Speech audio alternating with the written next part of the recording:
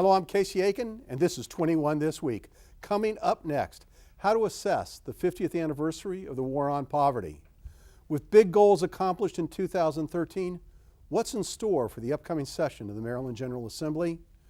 Doug Gansler calls the Maryland Healthcare Exchanges a skit from Saturday Night Live. Is that fair? And McDiet. Science teacher loses 37 pounds while only eating at McDonald's. Oh yeah. Our panel of insiders will give you the story behind the story. We're joined by the past president of the Montgomery County branch of the NAACP, Henry Hailstock. Former Maryland Secretary of General Services, Boyd Rutherford. Republican activist, Eric Carey. And the president of Progressive Maryland, Elbridge James. Stay tuned for these stories and more on the next 21 This Week.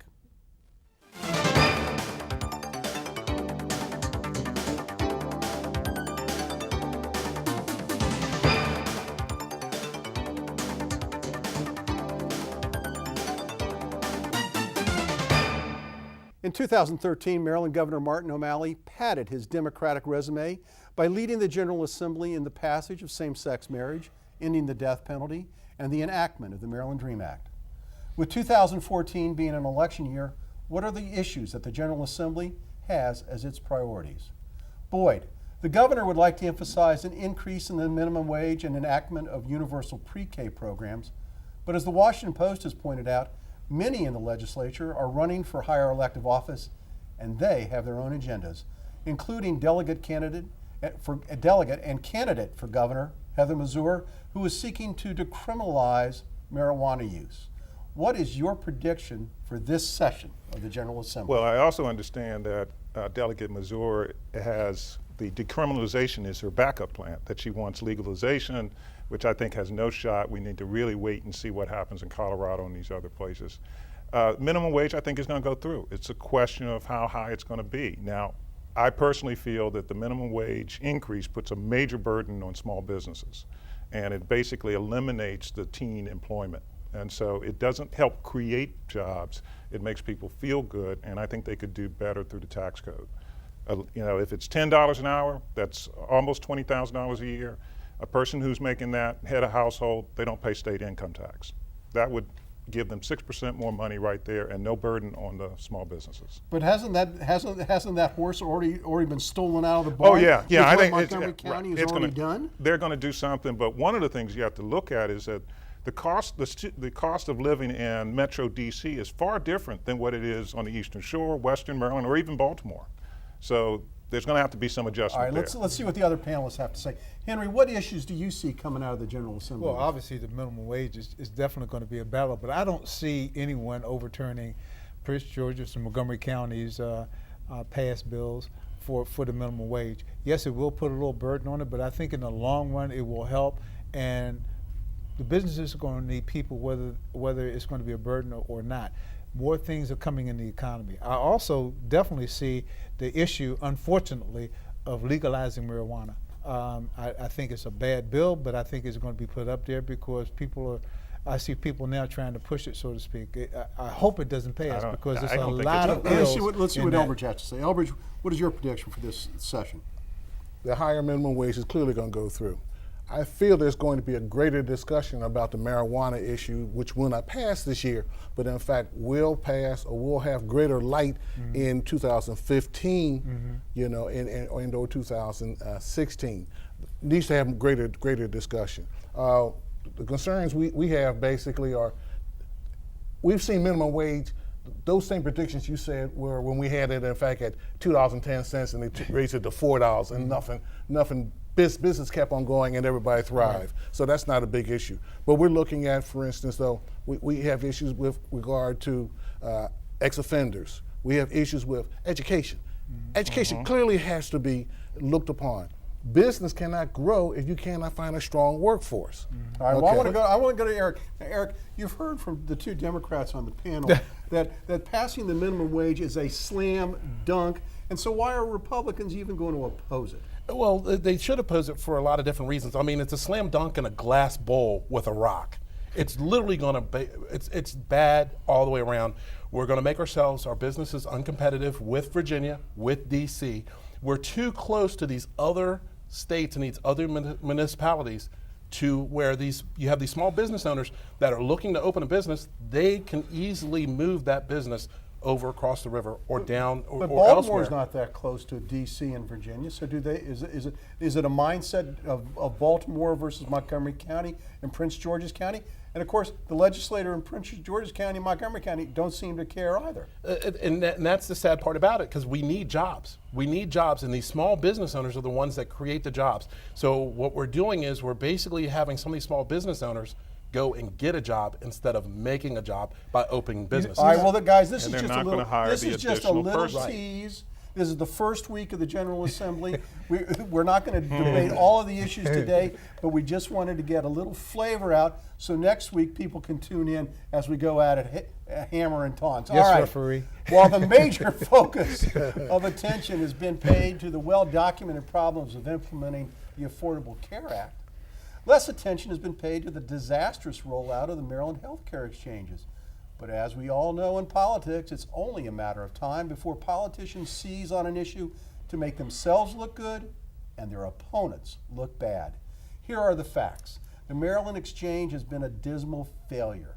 It has performed so poorly that even Democratic Congressman John Delaney has suggested that it should be ditched and Marylanders should be allowed to sign up for Obamacare.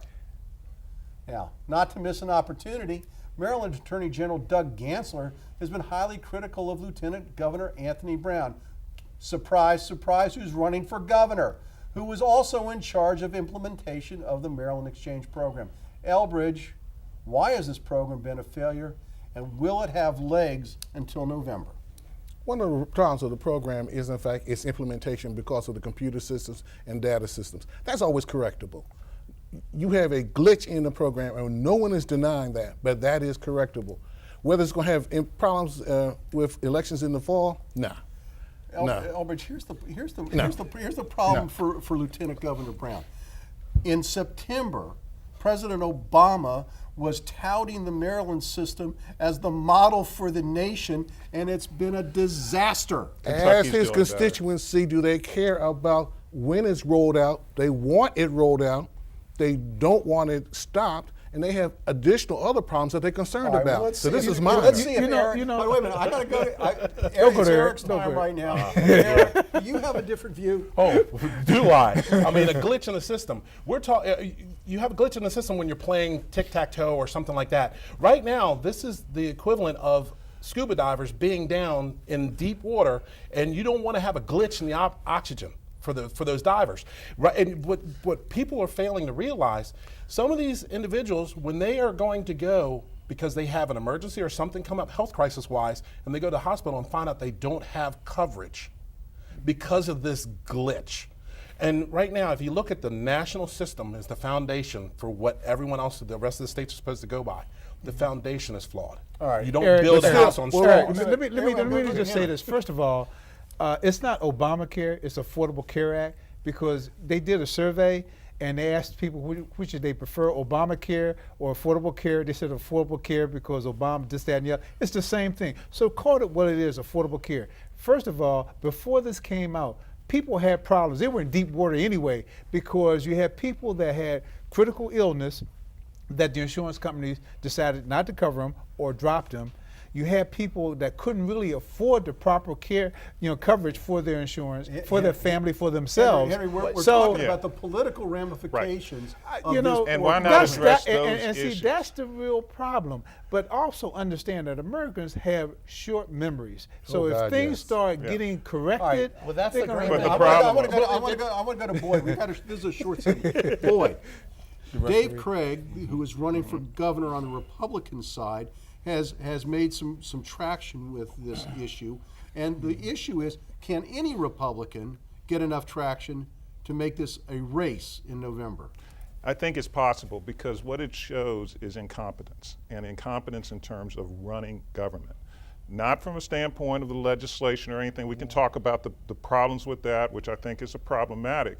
but the administration of government and the running of an organization and implementation of a program. The person who was in charge of that, the lieutenant governor, did not manage this, did not move it through the way it should have been done. Yes, it's a computer system, but you can do it All right, right. so Elbridge, the probability of a I want to go- ask Elbridge. I want to answer. No. Ask the It question. starts at the top. The question now then goes back to Gansler's comment. Will Gansler be able to make this an issue in the primary when he's running against the lieutenant governor for the top spot? He will have some traction on this. Yes, he will. But bottom line, well, he needs other things to challenge Anthony. So how badly does this hurt Lieutenant Governor Brown? It hurts them badly, and the fact is, this is going to be like a set of headlights. Every month, there's going to be more people that are going to get dropped off of their private plans to have to switch over and start to run into the challenges of getting registered with the new program. Can I say something about David Craig's proposal? It makes Real quick, sense. we gotta go It to makes break. sense for people can go to brokers. They don't have to go through That's what I was getting ready this to say. plan. And he's saying, instead of spending all this federal money that's coming in, which is coming out of our pockets too, on promoting the healthcare exchange, tell them they can go to a broker. All right, and you got the last word. When we come back from this short break, we're going to assess the 50th anniversary on the War on Poverty, and I'm going to tell you about McDiet. Stay tuned.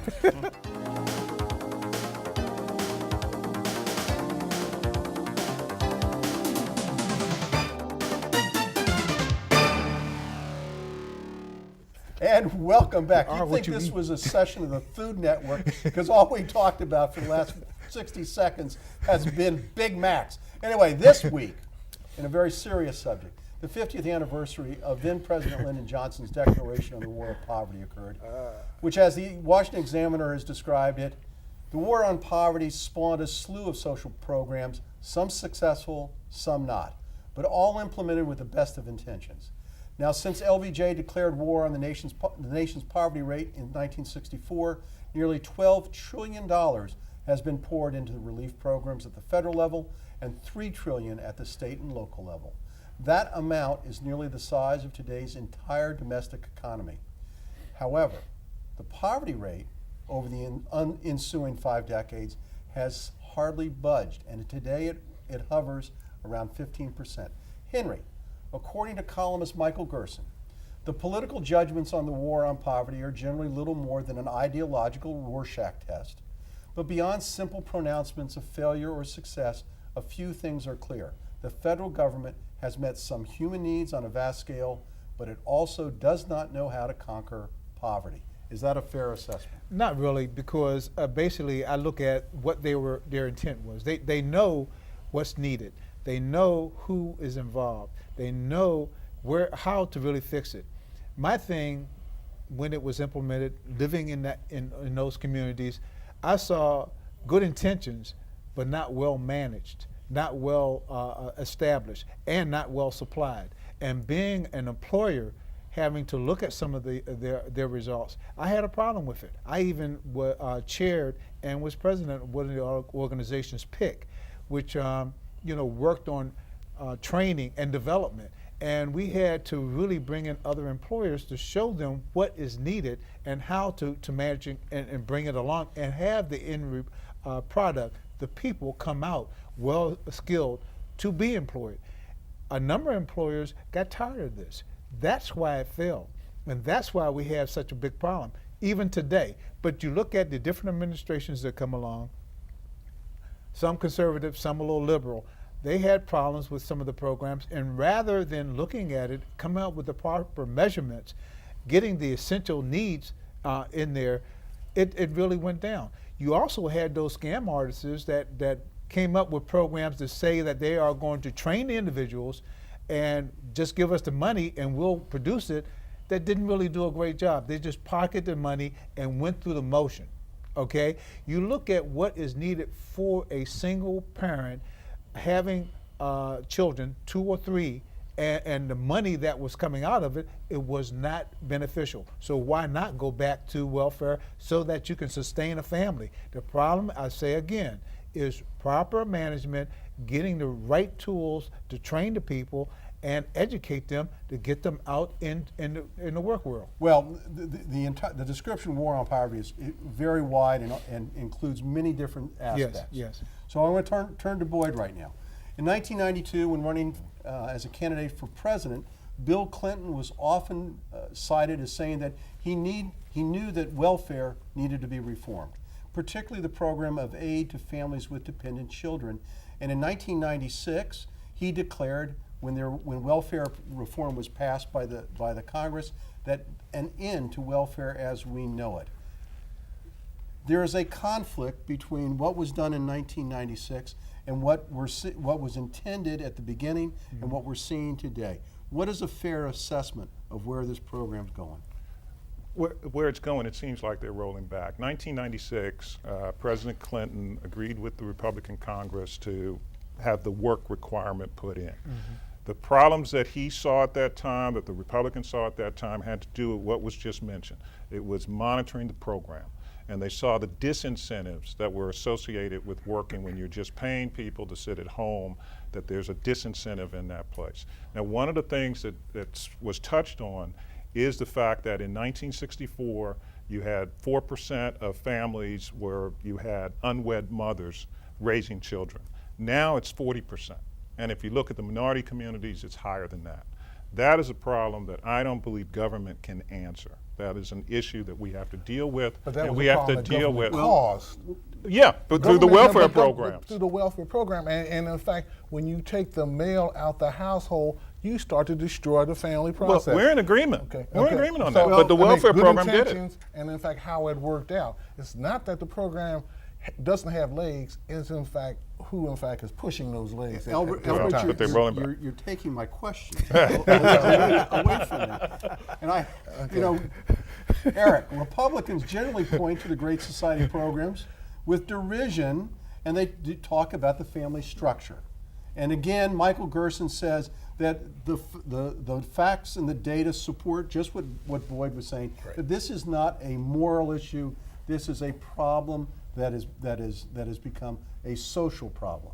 It's become a social problem for a lot of different reasons. One of the main reasons is just what you just heard mentioned, is this has been designed as a car with a gas pedal with no brake. So it started and there's no way to slow it down and to control it because those milestones and those benchmarks are not in place. So by design alone, it's designed to basically consume everything there. But this is the one issue, and this is why you have many on the conservative side objecting to aid to families with dependent children, is that it incentivizes people not to work. Is that a fair assessment? No, not It's really. it's an incomplete disincentive. in that, and more importantly, it's not. You basically have a system come in where it's like as you hear, it's a hammock. It's more of a hammock than a safety net, where there needs to be a plan and a path to kind of get out of the system and have growth. So then it goes further, so you don't perpetuate the cycle generationally Let through me the show you system. what you Wait, mean wait, business I to wanna be go- I wanna participating go to in this. Henry first, and then I'll come back to you, Yeah. Albert. Henry. It's all you're saying is basically true, but you need to understand one thing, is that most people really don't want to be dependent. They want to be independent. All right. To give you an example, my fraternity, Kappa Alpha Psi Fraternity Incorporated, we adopt a needy family every year, and it's based on those that are trying to get out of being on welfare and be a self-sustaining. And we've had 2 families so far that single mothers with multiple children that are trying to work to get out of it. But if you hear about the minimum wages that they're earning and trying to get through, they're utilizing welfare. They're utilizing their salary. They're also utilizing any support that they can have so they can get out and be independent. So you have to understand that most people really want to be on their own and doing that. But we have a system that sometimes forces them to be dependent. I got to. Okay. I want to go back to Elbridge because we only have a little more than a minute Okay. left here. I want to talk about education.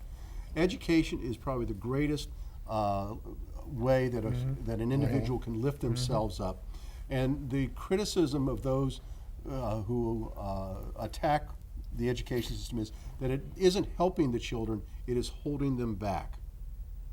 You know, with regard to who are in fact providing the education or attempting to provide the education, because I'm a strong proponent of a teachers association that's willing to work with the school administration to provide the vehicle and the process to which children working with parents and the community can move forward. It is always a fluid document where there's some give and take, and unless there's that constant give and take, thinking of the betterment of the child, that's where we have problems. And if, in fact, if you have a stronger administration, let's face it, it was teachers that said we need smaller classrooms. It wasn't administrations. It was teachers that said that. It was teachers that said that we needed counseling. The size of the classroom doesn't I don't think has any indication as to whether you're going to be successful in educating. It gives you the better opportunity. Now, on this one, Well, I taught, and hear me out, I taught in D.C. Unfortunately, we got to leave, but I want to leave with one question, because I think again, this was a noble example of what America should do for its citizens. So the question is, has the war on poverty been successful? And yes, no, maybe. I'll start with you. It's only Quickly, successful to a point, but we need to do more. That's the way I Boyd, answer. Incomplete. Eric. I concur with Boyd. Successful but incomplete. Well, we're going to hear. We're all going to hear a lot more about this. Again, it's a noble thing that Lyndon Johnson tried to do, and I think we've talked about the implementation being not quite up to par. Stay tuned for parting shots when we come back from a short break. Exactly.